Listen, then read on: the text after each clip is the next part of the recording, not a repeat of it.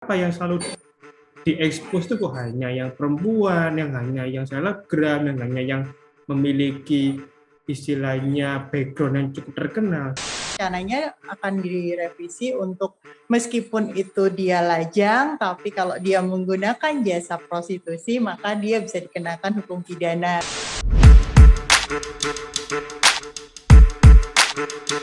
Para pemirsa ya, jumpa lagi dengan kita bertiga ini dalam acara kolaborasinya guys, dan seperti itu.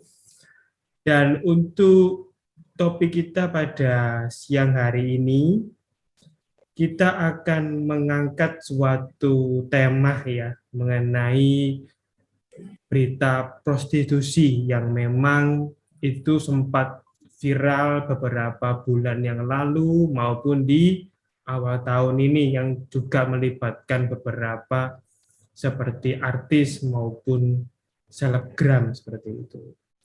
Dan untuk membahasnya, saya pun di sini bertiga ya dengan Surya sama Erika. Dan untuk topik yang awal ini saya akan mulai dulu dari Surya kan itu.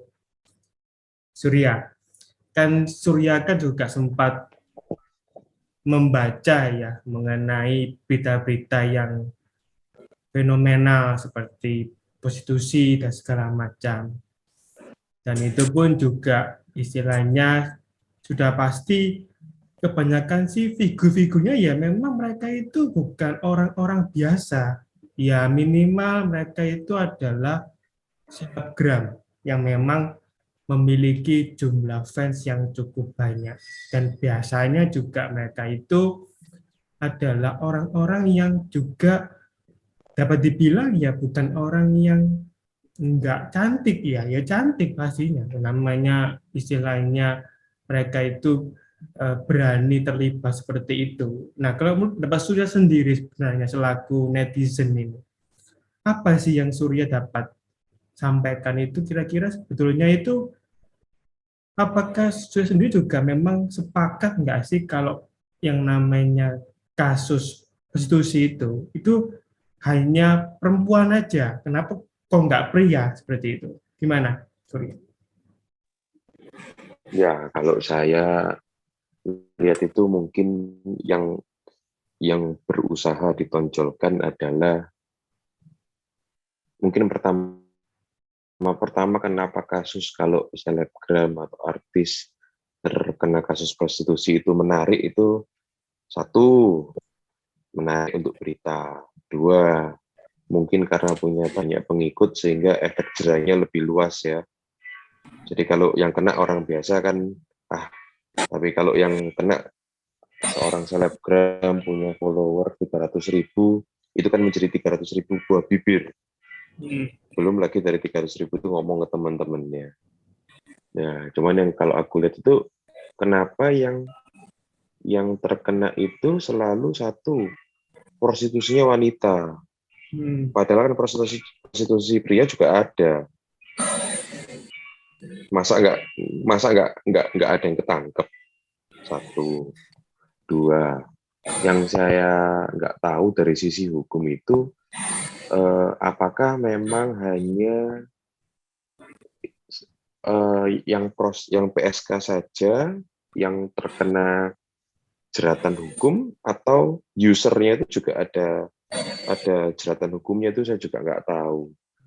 Mungkin Kosugi atau Kak Erika bisa share ya. Atau memang di negara kita ini kalau pengguna itu selalu aman gitu ya. Ya, kalau dari saya pribadi sih itu sebenarnya itu ada beberapa ketentuan yang sudah apa ya? Kalau istilahnya prostitusi itu sebenarnya sih si penyewanya itu bisa dikenakan Surya, tetapi memang terkadang itu karena kan gini loh, sekarang itu kan untuk pemilihan objeknya itu aja yang memang terkadang itu kurang bisa seimbang ya. Karena begini loh, karena setiap kota itu ada namanya peraturan secara perkotaan yang khusus. Jadi kalau di Surabaya itu udah ada sih peraturan yang kayak perda gitu ya. Ya, yang memang dia ketika menggunakan jasa seperti itu ya dia dapat dikenakan. Jadi tidak cuman yang menjajakan aja, tapi mereka yang memakai pun juga sama. Nah, tapi kan itu nggak berlaku istilahnya apa ya di semua kota seperti itu Surya. Dan kalau dapat dilihat kan generalnya juga nggak semua itu bisa dikenakan yang sama seperti itu. Mungkin dari Erika bisa menyampaikan kira-kira apakah sebetulnya yang namanya prostitusi itu apa sih yang melatar belakang itu yang pertama. Kedua juga apakah di sini Erika juga kan juga selaku mewakili gender wanita. Apakah di sini itu menurut Erika sendiri itu kira-kira cukup fair nggak sih kalau yang namanya prostitusi itu kenapa yang selalu diekspos itu kok hanya yang perempuan, yang hanya yang selebgram, yang hanya yang memiliki istilahnya background yang cukup terkenal. Gimana Erika? Kalau aku sih pribadi mungkin jawabnya yang biasa-biasa aja, nggak mau jadi bombastis kayak Surya ya.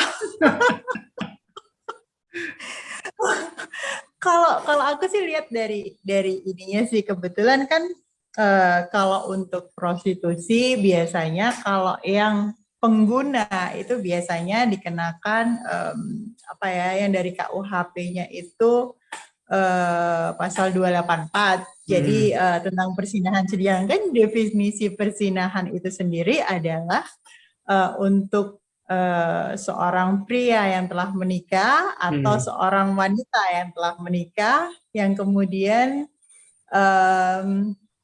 apa ya, melakukan hubungan suami istri kan gitu. Iya.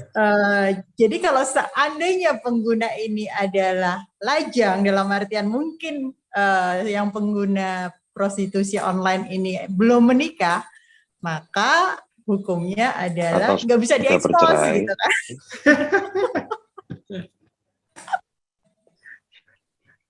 Gimana tuh ya? Jadi ya gimana ya. Sedangkan hukum kita sendiri emang kebetulan yang suka diekspos emang yang cewek gitu loh. Di mana-mana juga apa ya, dan sosial kita juga kalau ada apa-apa yang cewek kan yang ini, oh kamu cewek tit gitu kan. Jadi sedangkan untuk yang cowok itu meskipun dia pengguna kan di stigma masyarakat ya tidak ada apa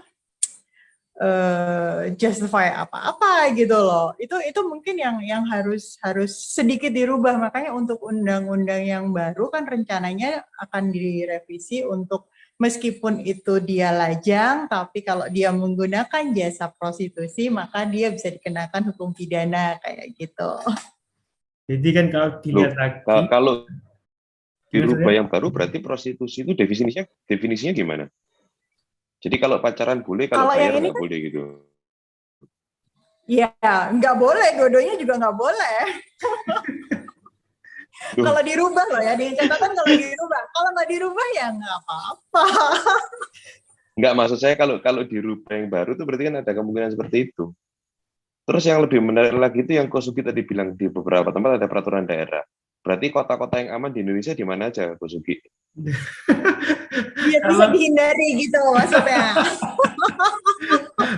Enggak lah, karena gini loh ya, kan berarti kalau kota-kota itu kan memang dia itu ada yang memang lebih mengedepankan seperti sanksi hukum adat ya, misalkan yang ketahuan seperti kumpul kebo atau yang melakukan perzinahan itu mereka ada sanksi secara sosial, bisa diarak, kemudian bisa dibawa ke tempat umum dengan istilahnya apa ya, seperti dipermalukan lah seperti itu. Karena kalau dia namanya perzinahan itu memang sebenarnya sih dalam KUHP juga sudah diatur sama seperti yang tadi Erika sampaikan, cuman terkadang kita tuh kan punya masyarakat itu kan kadang juga mereka itu apa ya, lupa. Jadi karena mereka juga enggak apa namanya, juga ada yang beberapa juga orang awam hukum juga mereka istilahnya enggak begitu mengenal, sehingga kenapa ada beberapa kota yang terpaksa tuh dia membuat peraturan untuk kotanya sendiri itu agar jangan sampai ada yang menggunakan seperti itu. Karena memang apa ya, pertama di sini adalah salah satu bentuk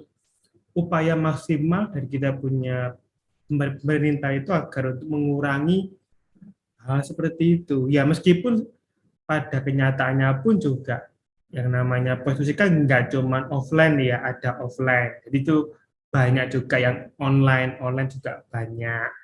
Dan ini pun juga memang memerlukan juga kerjasama juga. Sama seperti yang kalau Erika pernah sampaikan juga, dia menyampaikan kalau nggak ada yang memakai, nggak mungkin dia jualan. Itu kalau selama ada yang user, ya pasti tetap aja ada yang pakai kan seperti itu. Nah, kemudian kalau dari sisi hukumnya sebenarnya Erika, kan Erika juga praktisi dan juga istilahnya cukup mengenal juga case-case seperti ini ya Erika. Lalu sebenarnya begini loh, apakah sekarang itu dengan maraknya hal seperti ini itu sebetulnya itu kalau dari sisi Erika sendiri itu apakah sanksi hukumnya itu terlalu ringan atau gimana? Karena kan yang terlibat itu kalau dibilang itu cukup banyak Erika dari sisi selebgramnya maupun artis itu gimana? Kalau dilihat dari sisi penggunanya ya, maksudnya pelanggannya 9 bulan rasanya ringan banget ya kok, dendanya juga cuma berapa sih? Nggak banyak juga. Jadi kalau aku bilang mungkin kalau kalau emang mau diberantas sih ya hukuman harus diperberat seperti itu. Cuman balik lagi sih kalau ini kan masalahnya apa ya sesuatu yang sudah dari dulu juga udah ada kan ya seperti itu, mau diberantas seperti apa kan seperti itu. Ini sudah ya kalau aku bilang sih selama dia tidak mengganggu ya mestinya sih tidak apa-apa kan begitu akhirnya.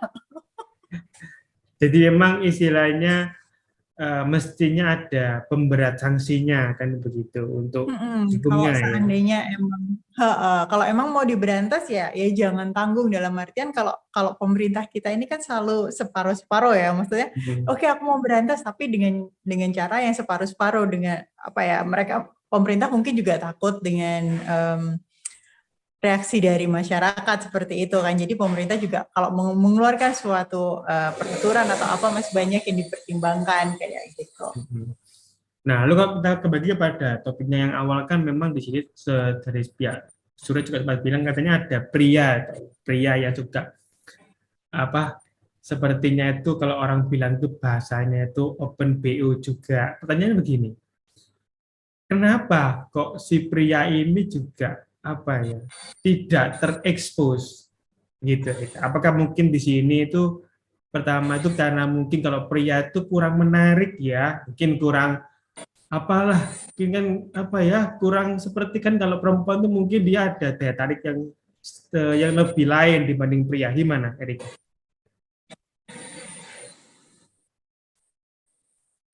Kalau aku bilang sih kalau cowok sih ya itu tadi balik lagi, kalau di sisi cowok mungkin kurang viral ya, sedangkan kalau cewek yang diekspos itu rasanya pasti yang komen netizen 62 ini, yang komen di bawah berita itu pasti banyak kan gitu loh. Kemarin aku sempat share ke Surya juga, ada beberapa komen yang sedikit lucu-lucu, cuman aku nggak mungkin ngomong di sini karena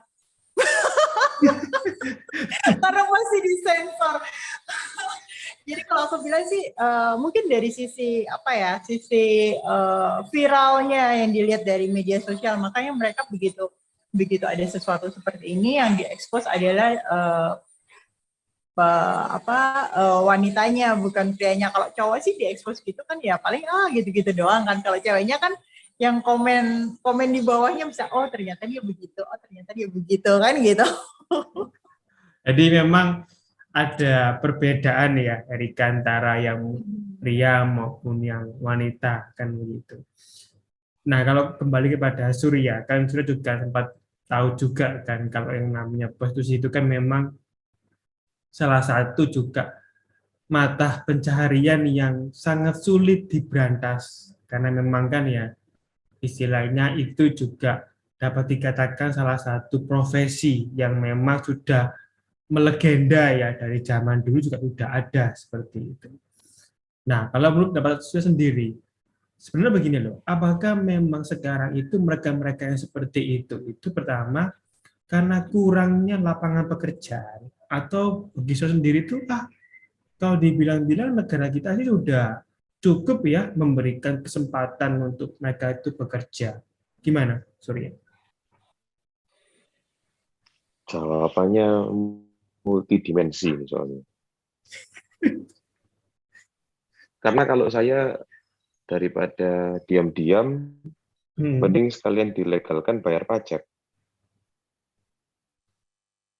Kayak Seperti di ya. beberapa negara, kayak Hmm. Swiss, kayak Jerman, Belanda, Singapura, Korea, Jepang. Sekalian aja kalau mau dilegalkan, dilakukan secara teratur, ada pemeriksaan kesehatan secara berkala, ya kan? Karena kan pekerjaan seperti ini potensi untuk terjadinya penularan penyakit itu kan cukup tinggi, dikontrol, untuk HIV dikontrol, dijaga privasi pelanggan dan penjual, ya kan? Ini kan pekerjaan yang sebenarnya walaupun legal tetap ada dampak norma sosial. Kalau masalah lapangan pekerjaan, saya rasa tidak ada sih anak sekarang yang cita-citanya jadi apa? Jadi cewek BO, kok belum ada ya? Atau jadi aku mau jadi apa? Mau jadi gigolo gitu kan? Belum ada. Kalau ada pun jarang, ya kan? Tapi melihat pendapatan mereka per bulan itu fantastis loh. Untuk yang Walaupun ya, kita tahu, terus? ya walaupun kita tahu pekerjaan ini kalau kamu menjadi koki semakin lama, semakin tua, semakin berpengalaman, gaji semakin mahal. Kalau pekerjaan ini kan kebalik. Waktu buka segel mahal, nanti kalau sudah 25 tahun bekerja harganya 10%. Jadi itu juga harus dipahami. Tapi apakah di 10 tahun pertama pendapatannya lumayan? Lumayan. Nah, kalau contoh nih, kalau di tempat yang besar prostitusi seperti kayak Doli, yang dulu saya pernah ada, satu hari, satu cewek bisa melayani 10-12. Ini data statistik ya. Ini boleh di cross check, boleh nggak di cross check, tapi kira-kira segitu. Itu berapa income-nya? Berapa tahun yang dibutuhkan sebelum mereka bisa mendapatkan income seperti itu? Sedangkan kalau mau jadi dokter, sekolahnya 8 tahun, baru bisa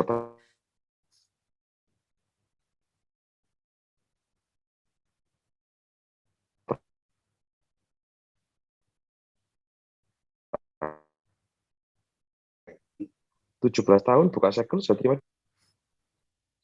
Halo? Ya, nah, gimana? Iya, terus? Sorry, putus tadi.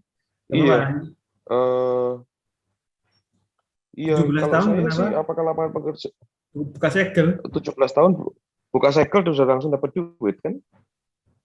Cepat. Jadi kalau dilihat grafisnya tuh untuk effort dan time dan income itu menarik, gitu kan?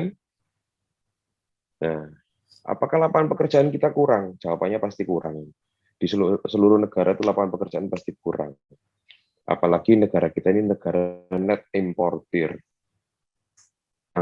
Yang ya kita ini tidak ada lah produk, tidak terlalu banyak lah produk lokal yang bisa dibanggakan. Sekarang pemerintah berusaha keras mendorong produk lokal. Ya harapannya, tapi saya rasa nggak bisa dibasmi lah. Kalau nggak bisa dibasmi lebih baik dikontrol sih, menurut saya ya. Jadi memang istilahnya pertama, kalau dari beberapa Surya memang pertama ini kan juga mestinya ada kayak pemberdayaan ya. Tapi kalau setahu saya sih memang itu menimbulkan pro kontra Surya. Karena memang pertama itu kan kenapa dulu juga sempat ada yang seperti itu pun juga pada endingnya pun juga disegel kan. Karena pertama itu menimbulkan salah satu jenis yang namanya itu penyakit masyarakat atau yang dapat dikatakan itu pekat ya. Jadi mereka itu pertama itu justru apa ya menimbulkan pertama hal-hal yang meresahkan secara walaupun efeknya sih tidak terasa ya. Kan kalau kita namanya kebudayaan itu kalau di negara kita sih mungkin belum bisa seperti di negara-negara lain yang memberikan kelegalan buat hal seperti itu, yang kemudian diberikan izin, diberikan teks juga, diberikan tempat khusus, ataupun namanya lokalisasi yang khusus, karena itu kembali kepada kita punya culture-nya. Dan kenapa kok tempat yang dulu pernah ada di negara kita yang sempat besar itu juga ditutup, karena pertama itu kalau saya lihat itu ya apa ya, menimbulkan dampak-dampak yang kalau menurut saya sih justru kurang baik. Kenapa ya? Satu, meningkatnya juga seperti penyakit seperti HIV dan segala macam. Karena juga kalau saya sempat baca dulu beberapa artikel itu, mereka itu menyumbangkan beberapa penyakit yang memang justru meningkatkan. Kedua juga, pertama, membuat apa ya, satu tempat tersebut itu justru menjadi seperti tingkat kerennya tinggi, karena mereka-mereka yang ada di sana itu ternyata bukan hanya sebatas seperti apa ya, menjual dirinya, tapi mereka justru terlibat dengan beberapa jenis krem yang lebih serius, seperti adanya jual beli kayak barang-barang yang mengandung narkotik gitu. Juga ada beberapa yang terlibat seperti apa ya, istilahnya kejahatan umum. Jadi itu mereka itu sebetulnya kalau mungkin ya mereka tidak terlibat seperti itu, mungkin juga kita punya pemerintah juga bakal mempertimbangkan untuk menyegel tadi itu. Tapi kalau itu kemudian sudah melibatkan krem yang menjurus ke arah nyawa, itu mungkin lain lagi. Dan dari Erika juga bisa menjelaskan ya. Sebetulnya Erika sendiri apakah setuju nggak sih kalau tempat-tempat prostitusi yang dulu pernah ada itu kemudian disegel? Apa mungkin Erika merasa, oh iya setuju, tapi mestinya juga nggak sampai seperti itu, atau memang ada pendapat lain dari Erika? Silakan. Kalau aku sih mending biarin aja, dalam artian kan kalau di Surabaya sih udah semua orang udah tahu ya, itu terbesar di Asia Tenggara Tempo Hari title-nya seperti itu.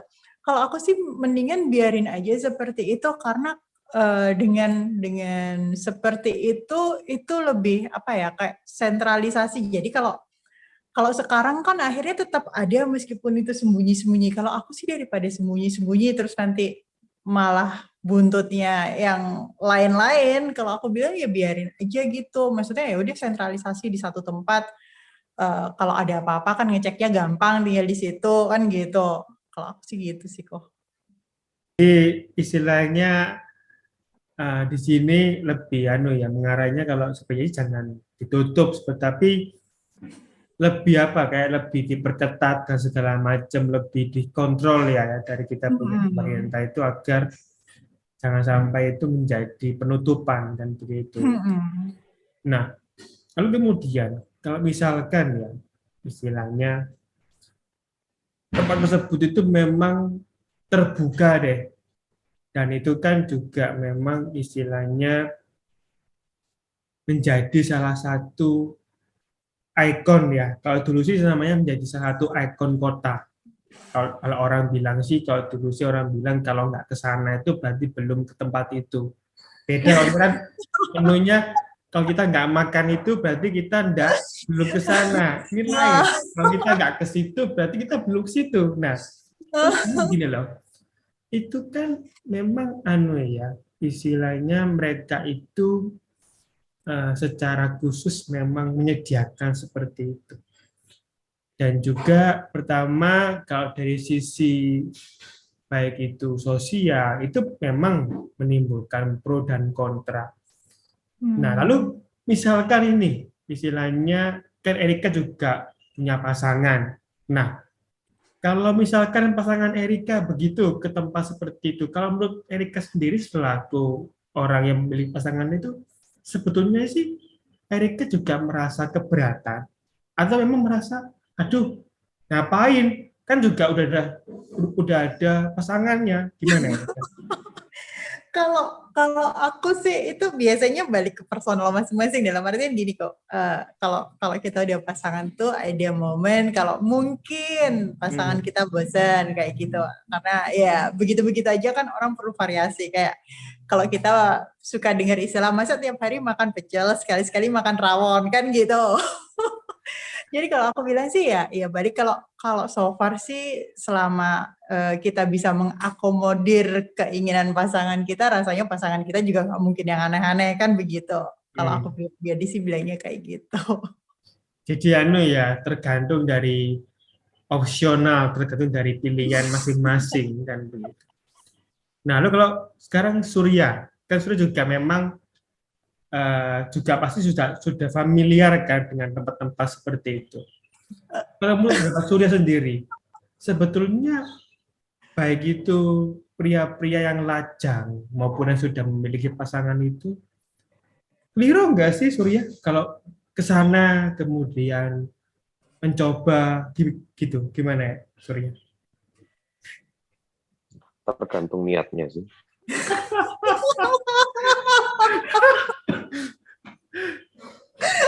Semua itu tergantung niatnya.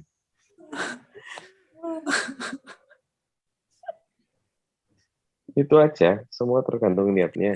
Mau ngapain ke sana? Untuk ingin tahu, bagus.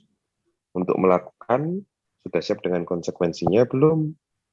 Sudah tahu nggak konsekuensinya? Kalau sudah tahu masih dilakuin, ya sudah, urusan personal dia dengan Tuhan Allah kan. Kita kan bukan messenger surga kan, jadi kita juga nggak bisa menghakimi kan. Kalau aku sih gitu sih, tergantung niatnya. Karena cara aku melihat sesuatu itu lebih liberal ya. Itu urusan personal masing-masing. Kadang-kadang aja mungkin kalau kita bisa ngomong sama yang di atas juga nyerah kok bilangin orang itu.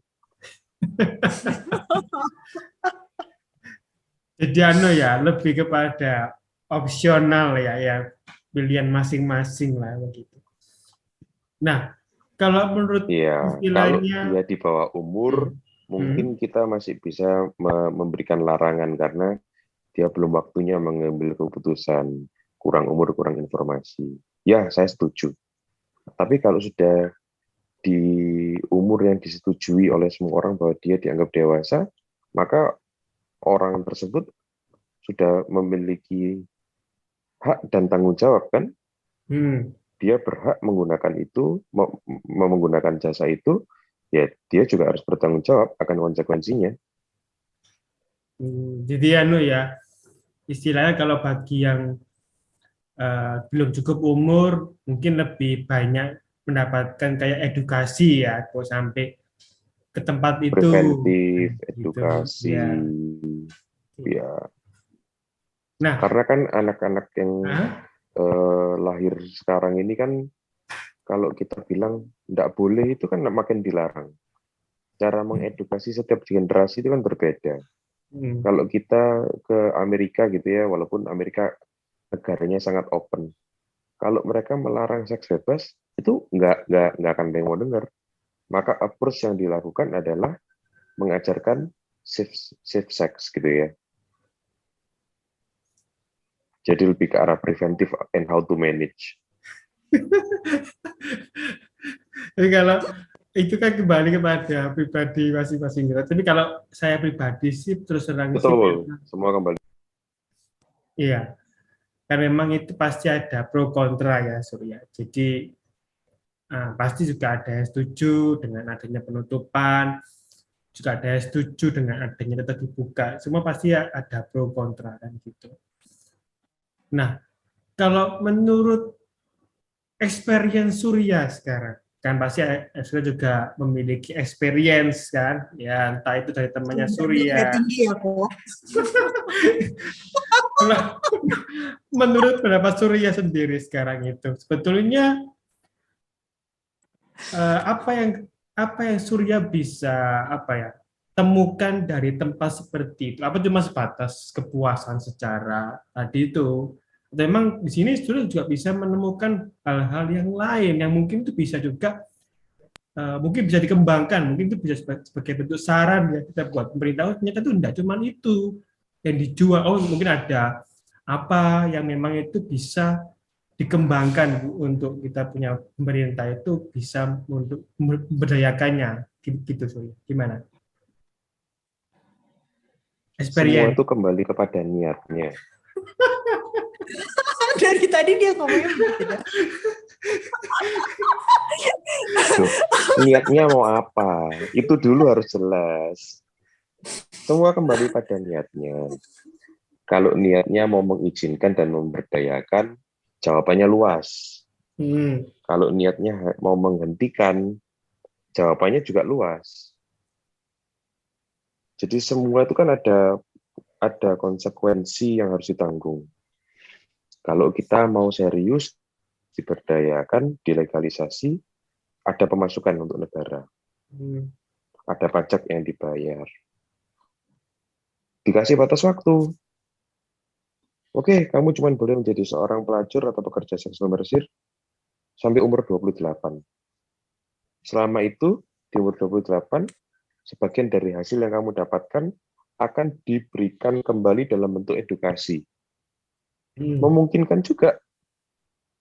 Jadi setelah umur 28, dia selesai, mentas. Karena gini, kita nggak bisa melihat seorang yang bekerja seperti itu dari background yang bisa mengerti arah hidup. Rata-rata dari broken home, atau anak yang nggak tahu papa mamanya siapa, atau yang terjebak masuk ke dalam prostitusi. Itu kan banyak sekali. Dan nggak semua orang itu yang sudah masuk situ tahu mau sampai umur berapa mereka seperti itu. Saya rasa nggak ada semua orang yang mau. Kalau memang mau dilegalisasi, diberikan program, kamu boleh bekerja ini, malam mulai kerja jam 4, pagi sampai siang kita sekolahin, ajarin keterampilan, berapa yang kamu hasil dapatkan dari pekerjaan itu, berapa kita bayarkan pajak, berapa kita buat uang sekolah ke kamu, berapa kamu bawa pulang. Kalau saya itu ide, itu kalau konsekuensi niatnya mau dikembangkan. Oke. Ya kan? Kalau malamnya kerja, paginya sekolah, terus kapan tidurnya, bro? Loh, kan harus dipahami. Itu kan tidak mungkin kamu setiap hari juga laku keras. Ya namanya hidup keras, Bu. Ya harus bertanggung jawab dengan konsekuensi. Kan semua kembali kepada niatnya. Jadi memang kembali lagi ya kepada istilahnya tujuannya itu apa kan begitu ya Surya. Jadi kalau memang Betul. mau dikembangkan ya bisa, kalau memang mau ditutup ya bisa, tergantung dilihat dari sisi mana kan begitu. Nah, lalu untuk konklusinya nih, kesimpulannya pada di ujung ini dari Surya dulu deh. Kira-kira apa yang sudah disampaikan kepada para netizen itu terkait dengan prostitusi yang cukup marak di akhir-akhir ini? Gimana? Kalau saya itu selalu ngomong ini selalu saya akhiri dengan suatu anekdot ya. Kalau mau belajar mengerti hidup itu jangan belajar dari pemuka agama. Kamu belajar sama mereka yang dari PSK, baru ngerti arti hidup itu. Itu aja sih.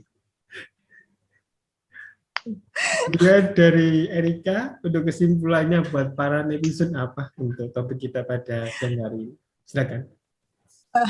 Kalau aku sih pribadi ya balik ke regulasinya sih kok. Kalau aku bilang kalau emang mau diberantas dengan catatan kenapa kok selalu pelanggannya dari prostitusi ya otomatis hukumnya diperketat dalam artian mungkin untuk pelanggan atau penggunanya hukumannya diperberat lebih berat daripada yang melakukan prostitusi itu sendiri kayak gitu. Oke, kalau saya pribadi saya tambahkan ya para pemirsa, untuk prostitusi ini pertama memang alangkah baiknya juga disikapi dengan bijaksana. Jadi kalau ada beberapa yang terekspos itu juga memang juga harus disikapi ya. Jadi memang semua itu ada resikonya, karena kalau kamu memang berani bekerja seperti itu dan kamu juga berani menggunakan seperti itu, ya berarti di sini ada konsekuensi yang harus kalian juga siap-siap untuk menerimanya, kan seperti itu. Dan kalau bisa ini, itu buat para netizen ya, janganlah menggunakan hal-hal seperti itu, karena kalau menurut saya sendiri juga, pertama itu ya kurang pas ya, karena mungkin bagi mereka yang sudah memiliki pasangan itu kok kayaknya kok kurang nyaman juga ya, apa ada yang menyentuh ataupun kita disentuh dengan orang-orang yang bukan pasangan kita, seperti itu sih kalau di saya. Oke, sampai di sini ya topik kita pada siang hari ini. Oke, yang sudah nonton, jangan lupa kemudian like, komen, dan subscribe ya. Sampai jumpa di edisi-edisi berikutnya. Bye.